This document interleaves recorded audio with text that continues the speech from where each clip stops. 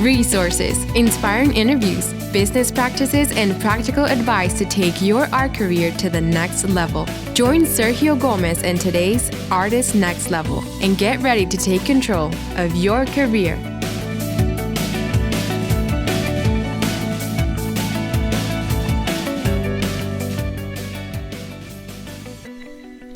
Hello, my friend. Welcome to the Artist Next Level podcast. I am very happy to be here with you one more time. Today, I'm going to be sharing an awesome conversation that I had with Sahagun. Luis is a great friend of mine, also an amazing Chicago-based artist, and he is just at the verge of opening his show, at least at the time that we recorded this episode. So we're going to be talking directly from the gallery, just the day before the show that opens. So he's going to tell us all about it. It's a show at the Chicago Cultural Center, and we're going to have a great conversation. But before I tell you more about Luis and we start chatting, I want to tell you that we are creating an amazing resource for you that is coming. I just want to kind of start growing the expectation. In the next episode, I'll tell you more about it. I cannot tell you just yet because it's not quite ready. It's almost ready, but it's going to be awesome. It's going to be totally free and you will love it. So, just keep an eye on it. Again, something that we have been creating, a piece of content that is pretty awesome, pretty cool, and that I am super excited about because I've been working on it really, really hard.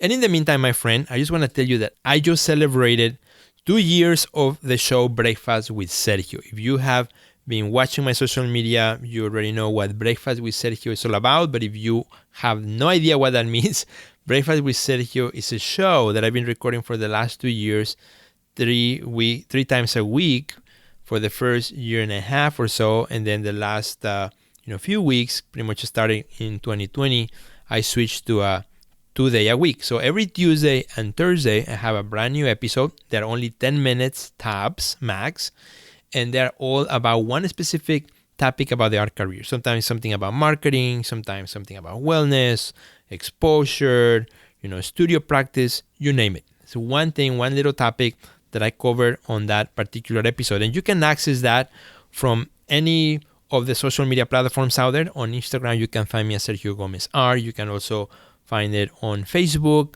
the same way. You can go to YouTube and just Google Breakfast with Sergio. You'll find all the 257 episodes now, that I have behind after 2 years of the show.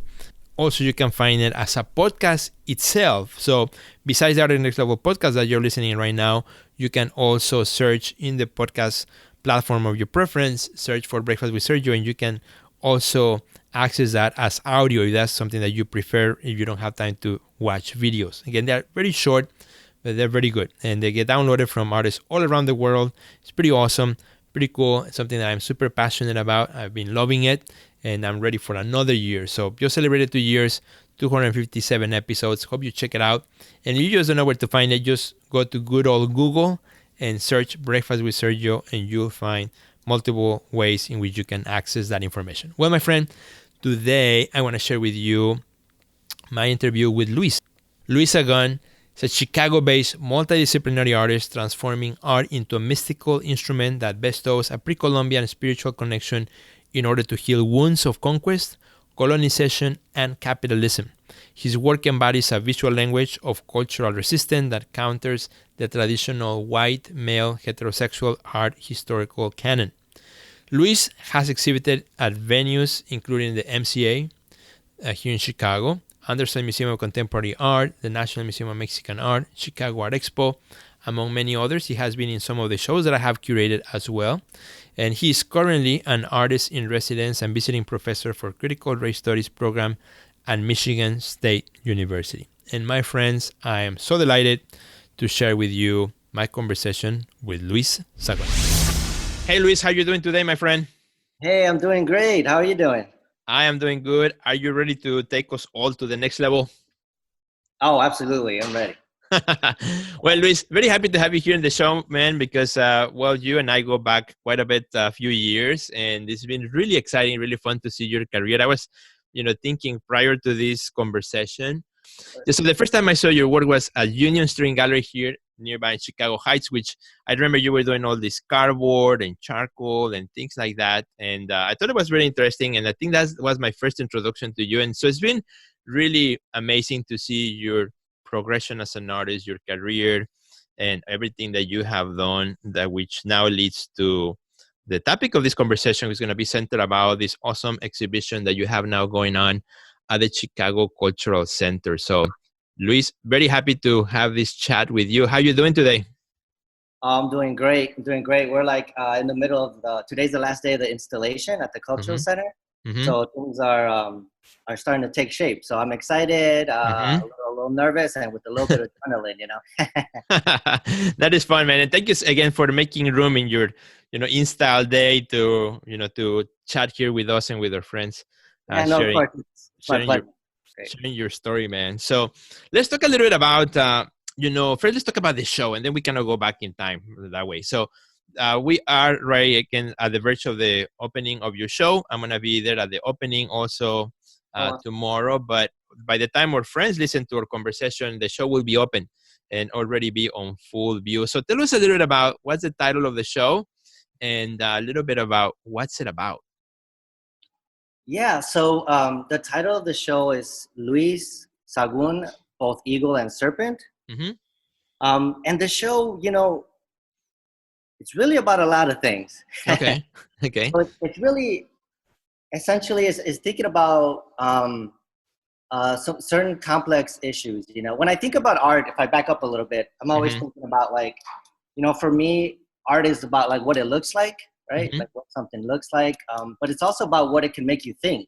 And I often say, I'm cheesy, and I like to think of like art is also about what it makes you feel. And so when I start making pieces in my studio, whether it's a painting, sculpture, which will all be on display here at the show, I'm always trying to think about how can the audience be engaged visually? What can the work make them think about? And can this work make them feel something, right? And so I'm trying to do all of those things within the concepts of pain, trauma, power, or even more specifically, intergenerational traumas, all as it relates also to materiality. So making connections, like if you see a cardboard painting, which you mentioned you've been familiar with when I started making it was cardboard. Right. I always saw those cardboard pieces as skins, like cardboard being something that you discard into the street or that you take for granted, right? It's sort of been pushed to the margins.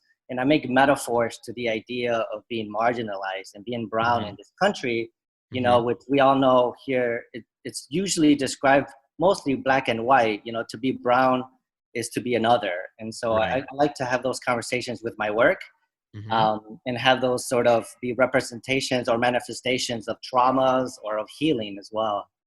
Right. And no, that's very interesting the way you put it, because when I see your work and when I think about your work, those are definitely things that come across. And particularly for this show, even the whole title, both Eagle and Serpent, it also refers to the Mexican pre-Hispanic narrative. And so you also kind of rooting back into that. Can you tell us a little bit about that connection? Yeah, absolutely. That's a great observation, Sergio. So the eagle and the serpent, it's on the Mexican flag. It is the coat of arms, right, for the country. Right. And I got the title is inspired from Gloria Anzaldua's the book called Borderlands. Okay. And what it is thinking about it. Like I said, there's a few different layers. The first layer is thinking about the eagle and the serpent as being from the Americas. And thinking about migration, right, or immigration, where like a bird or the eagle crosses borders, right? It transcends the idea of man-made borders through the sky. Right. And the serpent comes through, the desert, through the land. They don't have those man-made borders. And so it also connects to how Latinx or especially I'll just say me and my family, how we crossed into the United States, whether it was through a visa in an airplane, which is sort of hinting at the eagle, or did you cross through the desert, which how my parents did, which is referring to the serpent. So it's, thinking again about personal stories and connecting it to nature and then connecting it to the politics that are happening here. Right. And the coat of arms, again, the other layer to that would be that, it is a symbol that I grew up, celebrating, whether it was like in a Mexican soccer T-shirt or the Mm-hmm. Mexican flag, but it's a symbol that I really didn't interrogate. I just accepted it. And Mm-hmm. I think what my work does, or what I'm trying to do here with this work and that symbol, is to both criticize it and also celebrate it. But it's a way Mm-hmm. to learn more about me and about my culture. So, for instance, Okay. it comes from a mythological story of the Aztecs, where you had these nomad people that the sun god told them that they needed to walk south until they saw an eagle perched on a cactus with a serpent Mm-hmm. on his beak.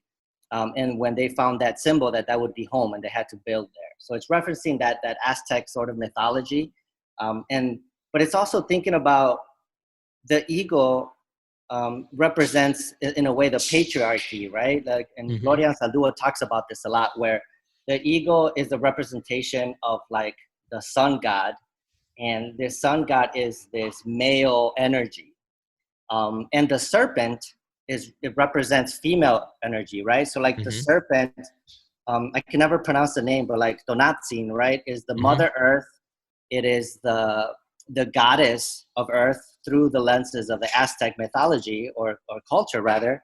Mm-hmm. And now the modern day version of that goddess is La Virgen de Guadalupe, which Right. was inspired by Donatzin, which is connected to the serpent. So symbolically, the eagle is eating or destroying the serpent, which is sort of this idea of turning the patriarchy around and saying, like, look, even from the beginning, Mm-hmm.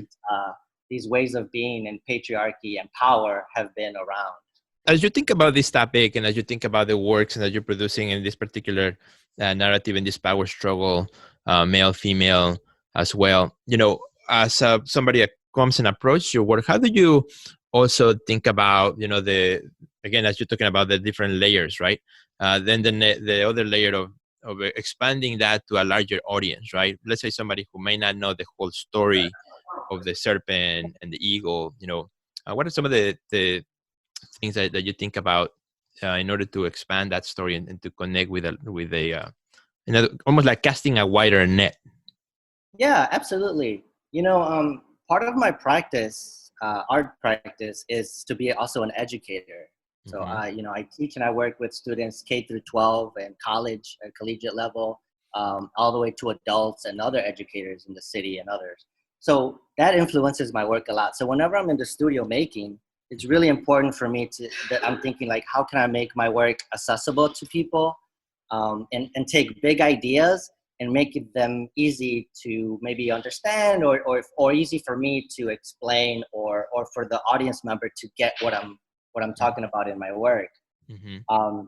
And I guess the way that I do that is by thinking, I think, going back to like the three things, where like art is for the eyes and mind, and also for what it makes you feel. So I think that, I talk about the work is very visual, right? It's Mm-hmm. very visceral, would probably be the better word. And so I think people are connected by it, Mm-hmm. and I think, the work is pretty creative. At the very least, it's kind of weird, people are like, what? Like, I have, in my last studio that I was in, there Mm-hmm. were some construction workers coming into my studio because it was flooding. Okay. And the construction workers saw my work and they were fascinated by it. And, they were Mexican as well. So we started talking, and they're like, hey, these are the materials that we use every day, these construction materials, right? Mm-hmm. 2x4s, concrete, tiles, caulk. And he's like, you're using them in these crazy, weird ways that I never thought of. Like, this is amazing. Like, it makes me imagine so many different things. Mm-hmm. And I think that's at the essence of my work, is that it's imagination and creativity, And so Mm-hmm. people, if it's layered with content, there's still other things that you could look at the work and sort of appreciate, maybe thinking about the materiality, how things were put Mm-hmm. together, what they represent, and so on. Right. And I think that's some of the things that I love about your work too. I remember, for example, the piece that you had in the I Am American show, that's been part of the last exhibition that we had, and you lent that piece to us. But a lot of people, when first encounter your work, and tell me if I'm wrong, but they might get curious first to see what it is, or how it's put together, and Yeah. you through that device, then you are able then to communicate, right? So maybe the first encounter is one of wonder and, you know, wait a minute, is that a 2x4? You know, like you said, or not a hardware store now in a gallery space, a material type of construction and found objects and things that you do with all your material. But then through that, you know, initial encounter, then a higher truth comes in, which is then kind of like the, as you mentioned, you know, educating the public into the things that you really want to say, where it's not just about the material or not just about the aesthetic, but that's kind of an quick entry point to bring in the higher truth about what you want to say. Yeah, no, that's a great point. You know, you made me think of, so that sculpture, the title of it is called Pain is Our North Star. Right. And I wanted to bring that up because I think that's another layer or another way that you could connect, right? When I'm constructing these artworks, I think about the idea of moving from the personal into the public, right? So in a way, it becomes a bit selfish. It's like, all right, you know what, I'm going to, through this magic thing called art, there's alchemy, like breaking things down, rebuilding them back up. It's a metaphor to healing. It's a metaphor for me to think about what it is that I want to confront. So I'm talking about my issues, but then in the greater sense, right, that's personal, but then becomes public because you look in the mirror and you're like, well, who are you, right? We're like, I'm part of this world. We're in contemporary society. So who cannot connect to pain, right? Like that's something that's universal. So you move from sort of these personal points of entry and then move into the public. How can people understand? Well, pain is a way, you know, pain, people understand pain. People understand trauma. And so it's sort of the conversation that grows from being internal and personal to growing bigger and bigger as people connect to it. And there's sort of leaves imagination for them to interject their own stories onto them. Right. And some of the, you know, as you were talking and thinking about your work over the years, I've seen a lot of, which seems to kind of reoccur in your work. I haven't seen this new show yet because, you know, the opening is tomorrow, as I'm going to check out this show. But a lot of times I've seen in your work, you know, things like, for example, like spikes or things that could almost be hurtful if you touch them. I remember like the small construction pieces, even though they might not be hard, but, you know, there's a lot of spikes or a lot of things that have pointy ends or very fragile aspects. It's not all structurally sound, but, you know, there are these aspects of it of fragility. Tell me a little bit about that. Yeah, and, you know, actually I returned a little bit to that way of making in this new show. Oh, great. I can't wait to see it. I love those. Thank you. Yeah. You know, I think something that influences my work was like, I used to be a product designer and I used to design furniture before I built sculptures. Okay. So what I do is when I make these sculptures, I sort of allow the materials to lead me. So what that means is like I know how to construct something that's not going to fall apart and that's going to hold together well, because that's what you learn to do furniture, especially if you're going to put something in the ceiling. You don't want things to fall.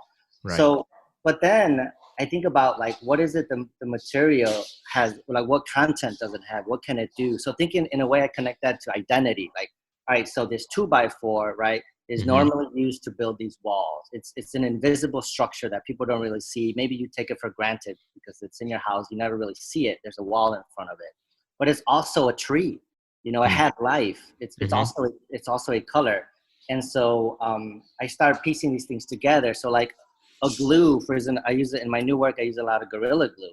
So I like the Gorilla Glue is meant to put things together, right? To paste things, but I use it as a paint. I use it as a color. I use it as a material. Like I allow it to drip down. I'll allow it to get onto something else. So I think when I think about materials and what the inherent meaning or inherent use of that material, and I try to flip that upside down and use it into something else. And I think, you know, after hours and hours and hours of doing that and building a relationship with my sculptures, I think that the end sculpture, the final solution, sort of looks a little bit precarious and like really odd, and you have some sharp, like you mentioned, sharp objects kind of sticking out and really gooey things, like different types of, you know, alchemies going in there. But I think that's just my process of allowing the materials to do what they want to do and to let them speak in different ways. That makes sense. No, and I think that's what makes the work really interesting.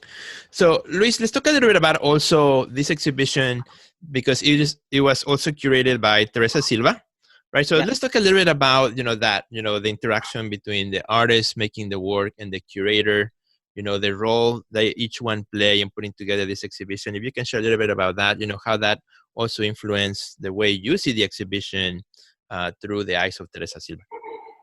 Absolutely. Yeah, no, it's been really a gift working with Teresa. I first met Teresa Silva at Chicago Artists Coalition. Mm-hmm. Okay. And we our friendship and grew from there. And when we decided to work together for this exhibition, one of the things that I was excited about is that we realized that we were both thinking about the same issues of like migration, immigration, pain and traumas, but she was approaching it through a curatorial eye, and I was approaching it as the artist. So it was always interesting for me to learn and see like what Teresa thought of my pieces and how she would want to, curate them into the gallery and write about them in a fresh new way that maybe I don't necessarily see them that way. And so I think a true collaboration is when like both or multiple people involved could really have agency and a voice in how they express. And Teresa being a curator, her voice is in the writing, is in the placement of the work, and in the conversations of how the work are being placed together. And as an artist, I'm the maker, so I make the object. So I was just like, just to reiterate, I was excited to work with her and to see how she would put the show together and expand on topics that I was just kind of scratching the surface. It's sort of like a different thing, right? Like I'm an artist, and the art for me is my language. Right? It's how I express, it's how I heal, it's how I make, it's how I understand the world. For Teresa, I don't want to speak for her, but in my lenses, it seems like for her, it's writing. It's really thinking in a very different way, or similar but different creative way than myself. And so that was really exciting for me to be able to put those two things together and see what kind of show comes out of it.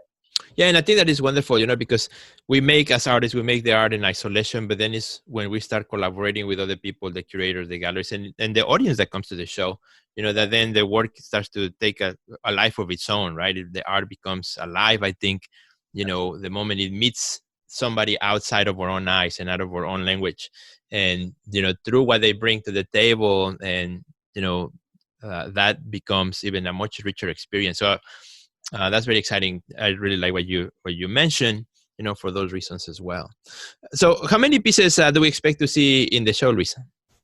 Woo, it's a full house. You have a lot of them. Yeah. So this is the biggest show that I've had the pleasure of putting together. So it's 3 big galleries in the first floor at the Cultural Center. So I think I haven't actually counted, but I'm thinking there's probably about 4 to 5 really big sculptures, like 9 feet by 9 feet. Big Oh, wow. Okay. Some 5 feet by 5 feet. Maybe 20 to 25, maybe even 30 paintings, and maybe another 10 to 15 smaller scale sculptures, like maybe a couple feet tall. So there's a variety from 5-inch sculptures to 10-foot sculptures. Wow. To like big. Wow. So you're really taking the 3 galleries up in the first floor. Yeah. Oh, that is exciting, man. That's so cool. So definitely, our friends, if you're in Chicago, you gotta come and check it out. So tell us also a little bit about the programming. I know there's some things that have been scheduled as part of the exhibition. Can you share some of that with our friends? Oh, I am so glad you asked me about that, Sergio. Yeah, we're really excited about the programming. So we have 3 different types of programming happening. The first one is called Totemic Ancestral Dolls. So it's a programming where it's open to the public and it's free. You come in and I'll give you a little tour on the show. Teresa and I will. We'll talk about themes of the show, and then we go into the learning lab here at the Cultural Center and we build totemic ancestor dolls. So thinking about our ancestors and how can we put meaning into an object that can later then become a talisman, a companion. So I'm really excited about that. And that's on February 29th, correct? Correct. Yeah. Okay. We have the second one for sure programming is on April 25th. Okay. And that one, I'm ecstatic. We're making a tianguis. I saw that. I'm like, oh, that's exciting. Yeah, so it's a really big endeavor. And the Chicago Culture Center are being super supportive, and they're giving us a lot of space. And so the way I would love to frame that is, I see this as a cultural Latinx, Hispanic, Chicanx, brown takeover, right? This idea of resilience and survival. So we're gonna have vendors that sell work that's arts and craft that connects to ancestral work or traditional ways of making from Mexico or other parts of South America, and they've been surviving and making this work, like keeping the work alive and also making like new additions to it, so making it more contemporary. I'm in the works of getting a mariachi. We're gonna have folklore dancing. We're gonna have some churros. I was gonna ask you about you're gonna have some churros too. Churros, de todo un poco. I mean, we're thinking big for this one. We're gonna see what we're still negotiating to see what's realistic. But if Ruth and I have it our way, it's gonna be a big party. Yeah. That's exciting. And both of them are open to the public? Absolutely, free and open to the public. And the vendors are going to be selling their work, but I just want to point out that it's a celebration of their work and seeing their work as an art form as well. So there's no fees for anyone. So like if anyone listening to this and there's a vendor, you could come, hit me up and you could come here for free and display your work. Like, we're not charging. We're going to accommodate as much as possible. So yeah, we're excited and we'll have an open door policy on that. Awesome. So the exhibition opens February 1st and it's from 2 to 4. Location is at the Chicago Cultural Center, Michigan Avenue Gallery's first floor, and 78 East Washington Street. So other friends can come and check it out. How long is the exhibition open, Luis? When does it end? Yeah, so it's open for 3 months. So the last day will be April 26th. Fabulous. So pretty much you're closing with the tianguis. Exactly. Yeah. Okay. Everything must go, right? That should be awesome. Okay, I can't wait for that. Luis, well, I know you're a bit busy. I can hear in the background some tape going around, so I think you guys are still finishing up the touches of the show.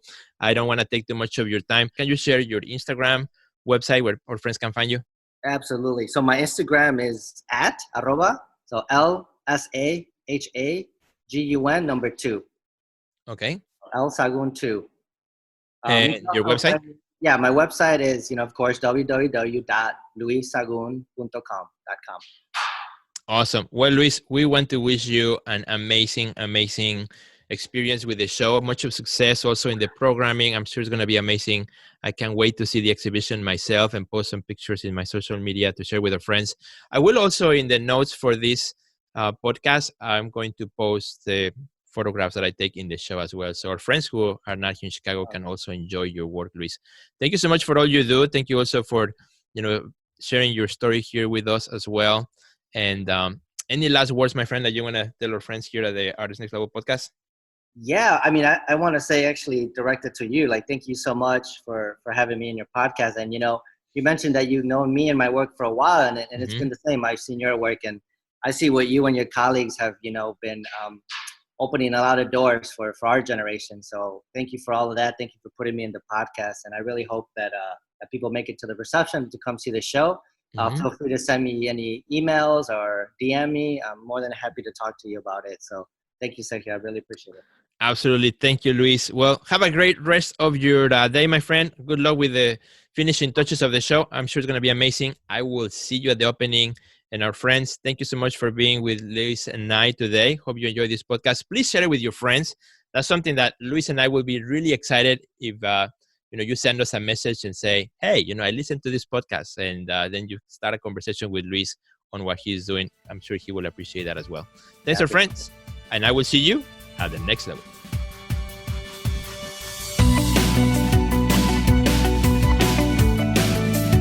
Check out our website at www.theartistnextlevel.com, where you will find our podcast library, learn about our upcoming webinars, find resources relevant to your career, and much more. Thanks for listening to today's podcast, and we'll see you at the next level.